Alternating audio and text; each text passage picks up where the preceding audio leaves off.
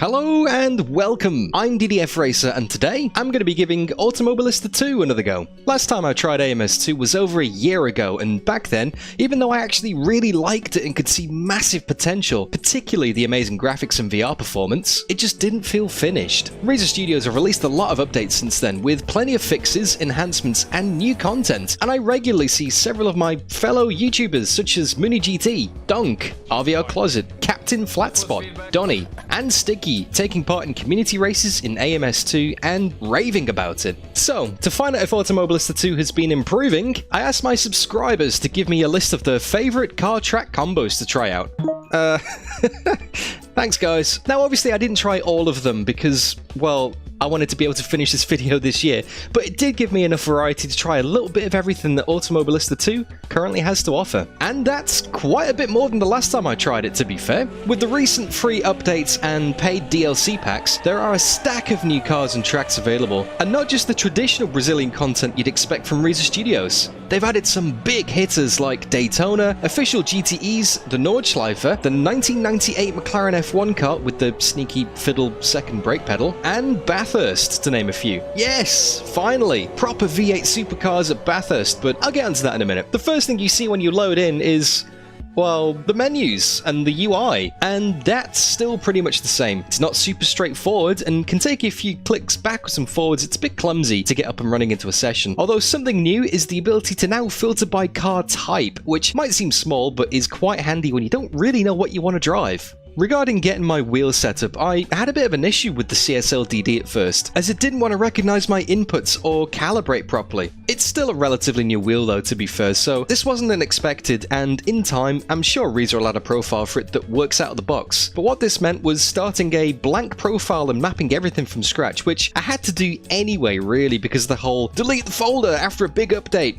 recommendation from the devs. Not a huge hassle, but inconvenient to say the least. Load times are definitely much quicker than I remember though, even when I tried to stress it out with a huge grid at the Nordschleifer. Very nice. Although anything quicker than R-Factor 2 is always a bonus.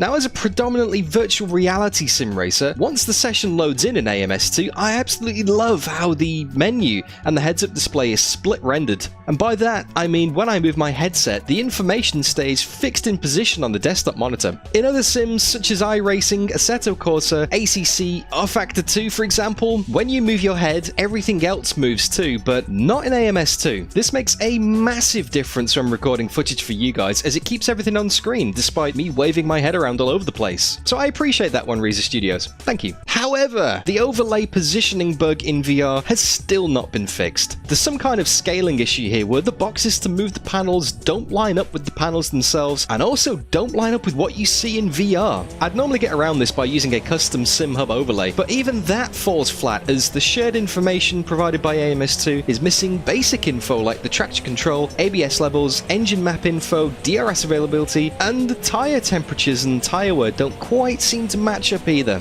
If you want to record VR footage with useful data on the screen and actually make it look good, which is kind of the whole point of this YouTube channel, then it's tricky. The VR performance itself though is absolutely phenomenal. I can turn all the settings all the way up and it looks stunning. All of the fancy lighting and weather effects, and yet it still runs super smooth. However the hell it works really well and is one of, if not the most nicely optimized graphical sim racing engines out there. But then again, it was also kind of like this a year ago, so nothing to report there really. The main problem I had with Automobilista 2 that made me put it back on the shelf was the general bugginess. How you could have this fantastic immersive experience with rain spraying up in your face, or the howl of a classic Formula 1 V12 behind you, yet something would always come along and shatter that immersion. I can confirm that the AI is better than it used to be, as I'm no longer being outright punted off the track at every corner, and it can have fairly decent racing to be fair, but it is still quite inconsistent.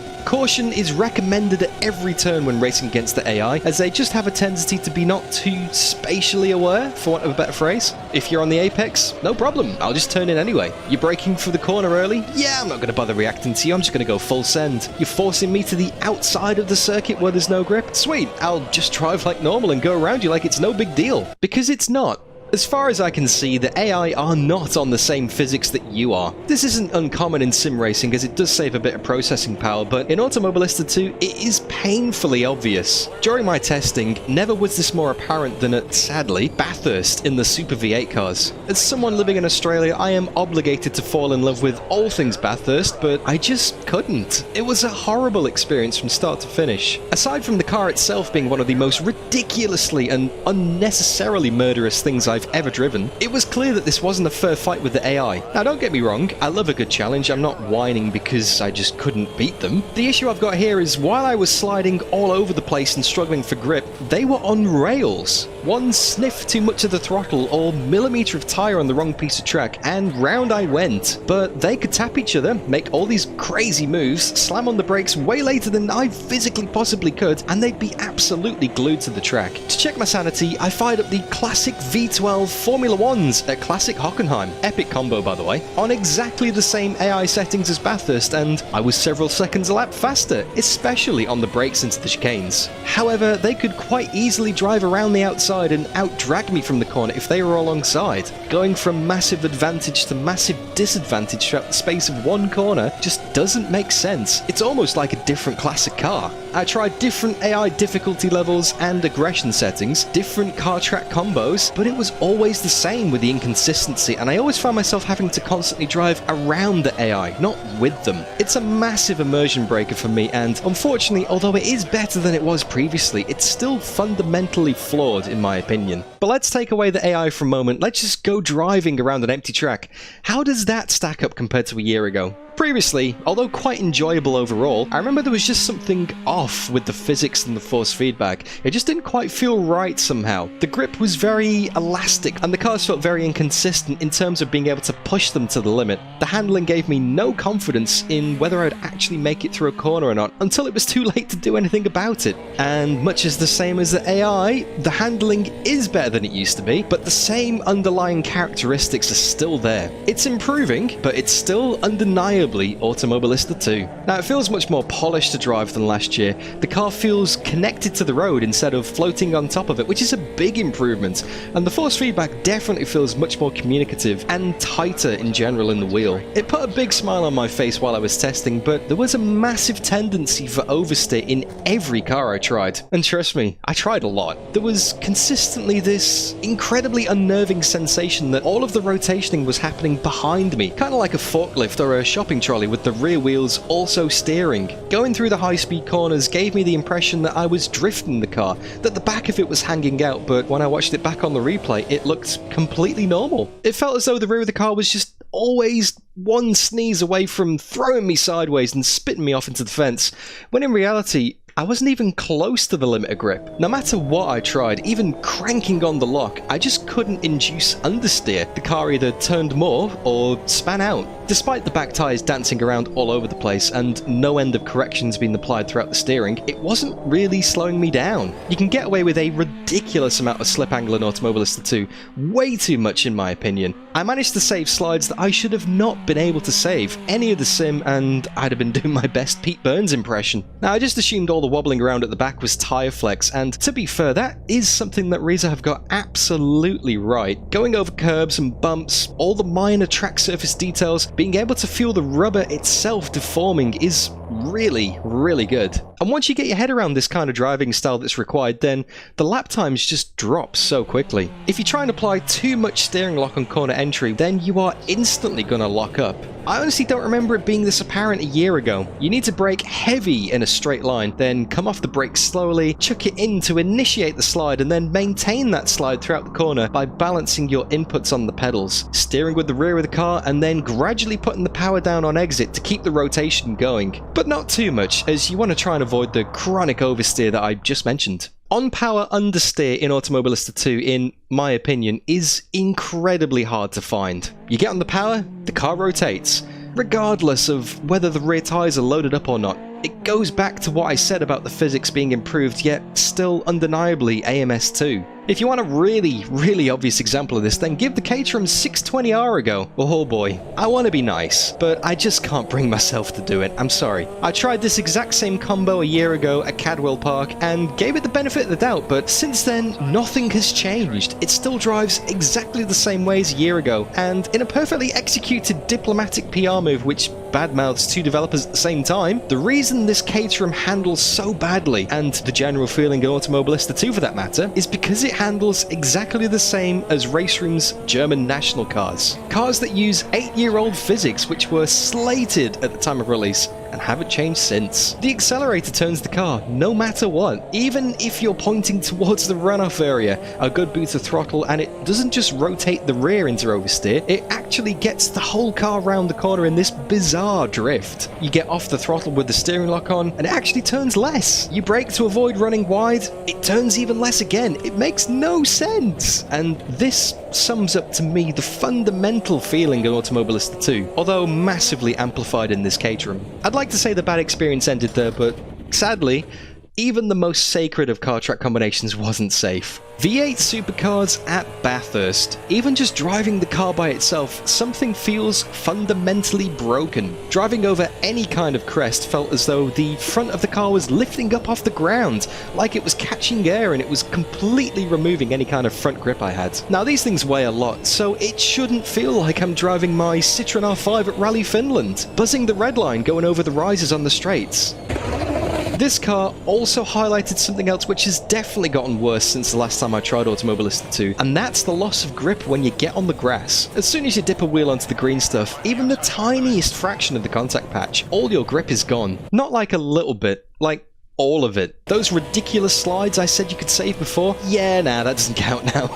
You are spinning pathetically and there is nothing you can do about it. If you're lucky, you might catch some gravel, roll a few times, and land on the roof. At least that way you'll stop spinning. You might then assume that the wet weather physics are terrible as well, because if you remove all of the grip on the grass, then surely a surface that's covered in water is going to feel even worse. Well, actually, no. Wet tracks in Automobilista 2 feel absolutely superb and provide some of the most enjoyable driving in the game. The way the road dynamically changes over the course of a race with puddles and drying lines developing is amazing. It's so much better than anything I've experienced in ACC or R-Factor 2, for example. There's a noticeable difference in grip levels between the dry and the wet parts of the track, and also the effect this has on your tyre temperatures as well, which forces you to go hunting for the best line in changing conditions. Although this does look a little bit silly when you race against the AI who just stick to the racing line no matter what. The transition between different conditions is seamless, and the way the water gradually builds up or dries off is really, really well done. Previously in Automobilista 2, I remember there being a distinct switch in the track conditions between dry and wet. Now, that crossover point is much more vague than it ever used to be, which is just how it should be, and doesn't feel scripted at all. The transition between day and night is stunning as well. In general, the lighting in Automobilista 2 is another thing that is just on point. Running around the Nordschleife in the GTE at the break of dawn with the mist hanging around the valleys, watching sunbeams peeking to the cockpit, oh, wow. Driving the DPI, its spiritual home in Daytona throughout the night, with the circuit being illuminated from all angles, whether it's the car headlights, the circuit lighting, or the Ferris wheel off to the side. It just looks stunning, and it just draws you in. Makes you just want to do one more lap and soak it all in. Except it's never just one more lap, is it?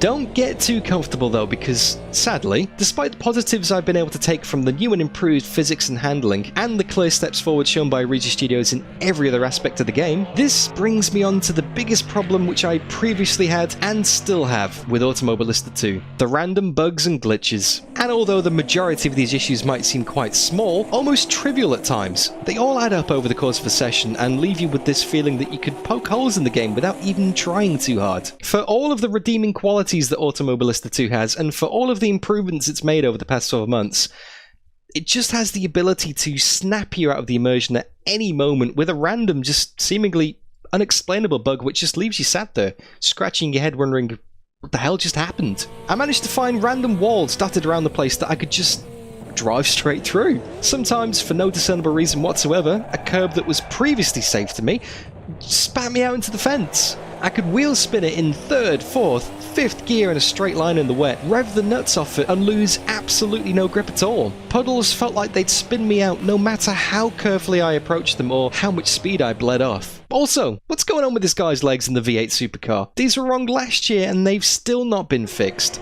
In the replay system, I still can't skip to a specific point. Instead, I have to fast forward through the entire thing and be subjected to this. In the photo mode, you can position the camera wherever you want, but you can't do that in the replay itself. So no custom cameras or free flight cameras, which severely limits the shots you can get and is extremely disappointing for content creators like myself who want to genuinely make AMS2 look good. In the classic Formula 1 cars, the steering was actively pushing me away from the center at top speed, almost like the force feedback had been inverted. I can understand perhaps some turbulence, but at those speeds, the aerodynamics would be the most effective and sticking me to the road more than ever. I also found the force feedback to start oscillating violently when it was at full lock, particularly at low speeds. When I was sat in the pits, the car would flicker and jump up and down on the spot, which is incredibly jarring in VR. Speaking of pit stop bugs, I still haven't figured out what the hell happened here. Stuff like this that ends your race should not be happening after 18 months of development. It doesn't matter how beautiful Automobilista 2 might be, or how well it runs. It makes no difference if Reiza worked their magic like they did with the original Automobilista and developed the best feeling physics in the sim racing world. As long as quirky bugs like these continue to happen, it will break the experience and taint everyone's perception of the game, and you can't expect them to turn a blind eye to that.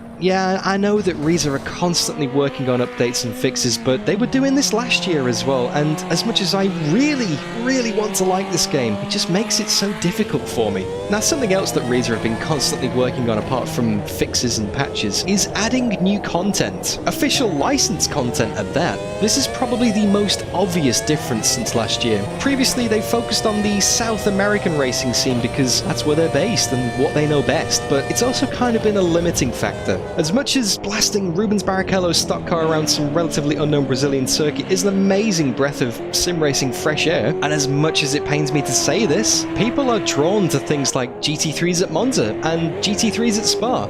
But that's exactly what Reiza Studios have added in the past 12 months, and that can only help but appeal to a wider audience. If you're enjoying this video, by the way, don't forget to leave it a like.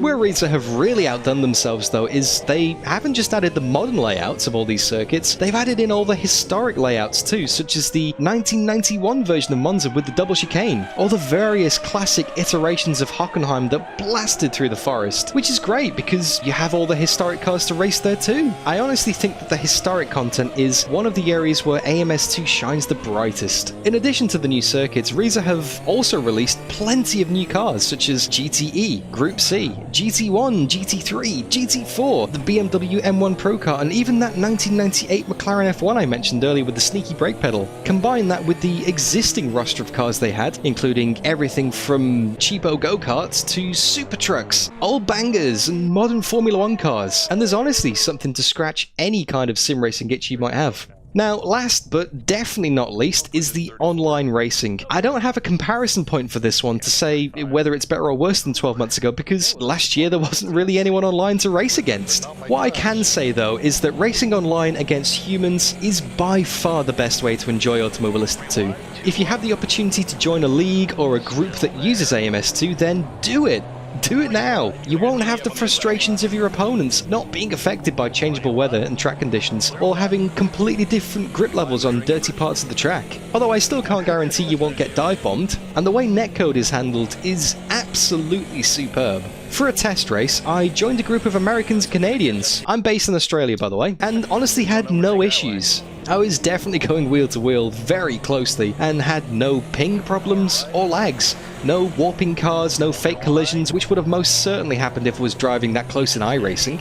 It was maybe some of the best multiplayer integration I've ever seen, actually. Nobody got dropped from the server and everybody had a great time trading paint. Another neat feature is the automatic ghosting if someone is having a slight problem with the connection. Instead of just warping their car around or even temporarily disappearing them from existence completely, they just simply ghost out until the connection settles down or the game syncs back up again. And this means you don't have to worry about random collisions due to bad connections. Honestly, Reiza Studios, great job. Fantastic job. The multiplayer on AMS2 is so strong, and I can't wait until these official ranked servers, competition system, whatever you want to call it, comes along. That's going to be epic.